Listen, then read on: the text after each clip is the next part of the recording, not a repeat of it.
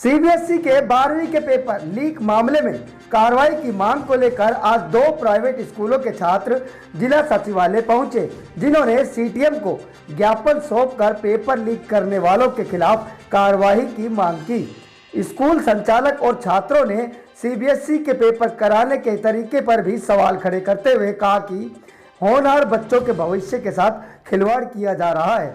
आपको बता दें कि 2 सीबीएसई के फर्स्ट टर्म की परीक्षा चल रही है।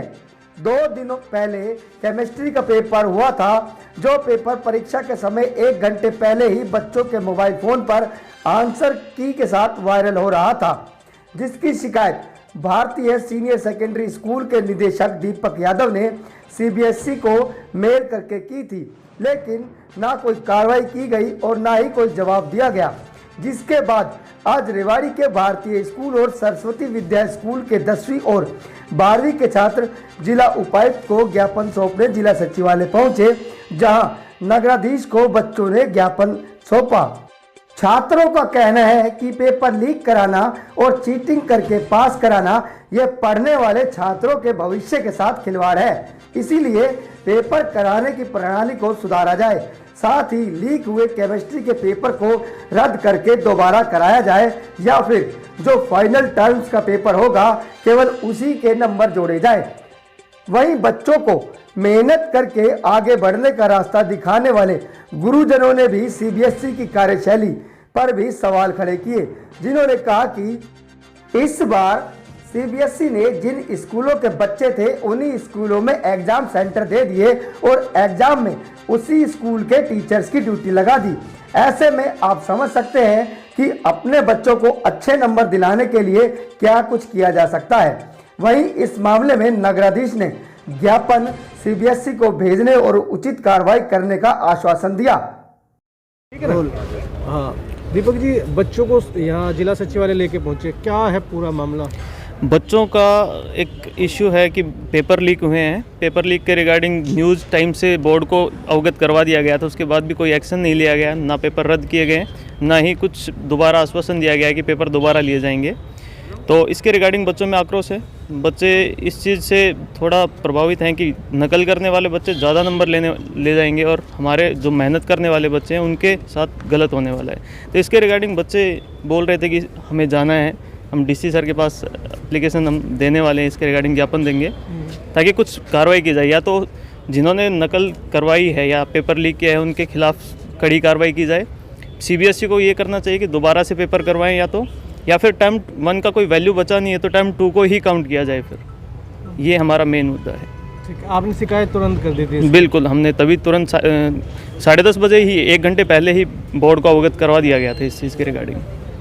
पेपर का जो समय था उससे 1 घंटे पहले 1 घंटे पहले पेपर प्रश्न पत्र भी आउट हो गया था, प्लस में साथ में आंसर की भी उसके साथ घूम रही थी।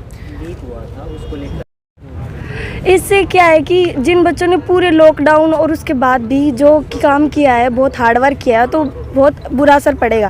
क्योंकि बच्चे तो यही सोचेंगे कि भाई हमने तो पूरी साल मेहनत की, और जिन्होंने नहीं की वो बिगैर मेहनत के फुल मार्क्स लेके जा रहे हैं। जिन्होंने फुल की और वो कितने लो में ही जाएंगे। अब किसी का क्या पता कौन कितने नंबर क्या चढ़ाए। जो जिन पे आज तक ट्रस्ट नहीं था उन्हीं को सेंटर बना दिया गया, और अब तक जो नहीं थे उनको ही सेंटर बना दिया गया, तो बुरा असर तो पड़ेगा ही। मनोबल टूटता है कहीं ना कहीं। यस। नाम बताइए अपना पहले। अंशु। अंशु, किस लिए पहुँचे आज यहाँ? हम यहाँ रिक्वेस्ट करने के लिए आए हैं कि जो टर्म फर्स्ट के एग्ज़ाम है वो दोबारा कंडक्ट हो या फिर कैंसिल हो जाए। क्यों? क्योंकि इन एग्ज़ाम्स के अंदर धांधलेबाजी कुछ ज़्यादा ही हुई है। एग्ज़ाम होने से पहले ही एग्ज़ाम को लीक कर दिया गया है, आंसर कीज़ पहले ही आ चुकी थी। इसकी वजह से ही टर्म फर्स्ट एग्ज़ाम जो है वो कैंसिल होने चाहिए। कितना असर पड़ता है बच्चों को भविष्य में? हार्डवर्क जो जिन बच्चों ने कठिन परिश्रम किया, जो अपने हार्डवर्क जिन्होंने किया है, उनके लिए तो बहुत बुरा इफेक्ट डलता है। उन्होंने पूरी साल हार्डवर्क किया है, और अब उन जो बच्चे हैं जिन्होंने चीटिंग करी है उनके अच्छे मार्क्स आ जाएंगे, जिसकी वजह से उनके ऊपर बहुत बुरा असर पड़ता है। आगे से कोई बच्चा मेहनत नहीं करेगा। क्या कहना चाहिए? ये कहना चाहेंगे कि जिस स्कूल का होम सेंटर था वो ज़्यादा नंबर ले गए और हमने अपनी मेहनत करी, उस हिसाब से हमें नंबर नहीं प्राप्त होंगे, तो इसलिए फर्स्ट टर्म का मान्य ना रखकर या सेकंड टर्म को माना जाए, या फिर सीबीएसई आश्वासन दे कि उस पर चीटिंग नहीं हुई है। डीपी यादव है, मैं वाइस प्रिंसिपल हूँ Saraswati Vidya Niketan senior secondary school Bhadawas road Rewari में। क्या मानते हैं सर, कहाँ खामी है? क्योंकि सेंटर जो कोड, देखिए सर, खामियां इस बार बहुत रही। पहली गलती यही हुई कि सेल्फ सेंटर दिए गए। चलो सेल्फ सेंटर भी दिए, सीबीएसई ने अपनी सुविधा के अनुसार दिए, एटलीस्ट उसमें स्टाफ चेंज करना चाहिए था। स्टाफ भी चेंज नहीं किया, यानी एक तरीके से वो गाँव में कहावत है, घर की बही और काका लिखने वाला। ये सारा सिस्टम बनाया सीबीएसई ने। क्यों? क्योंकि वही उसी स्कूल में सेंटर है, उसी स्कूल के टीचर एग्ज़ाम ले रहे हैं और वही टीचर उनको चेक भी कर रहे हैं, यानी सारे काम वहीं हो रहे हैं, तो कोई कसर क्यों छोड़ेगा भाई? जो अपनी चलती में नहीं चलाएगा वो तो फिर बेवकूफ़ कहलाएगा ना। तो उन्होंने अपना फुल फ़ायदा उठाया है। पेपर लीक हुए, सारी आंसर कीज़ पहले ही आ रही हैं बच्चों के, इवन बच्चों तक के पास पहुंच रही है।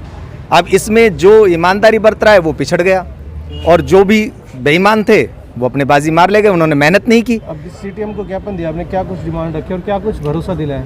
हमने सीटीएम साहब को कहा है कि या तो ये एग्ज़ाम कैंसिल होने चाहिए। पहली डिमांड तो यही है कि भाई ये एग्ज़ाम कैंसिल होने चाहिए।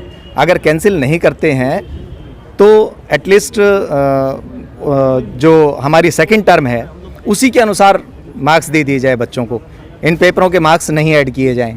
और एग्जाम सभी कैंसिल होने चाहिए सर, जो पीछे हो। सर जिन की आंसर की पहुंच गई, मोस्टली जो एग्ज़ाम हुए उनकी आंसर की पहुंच चुकी थी।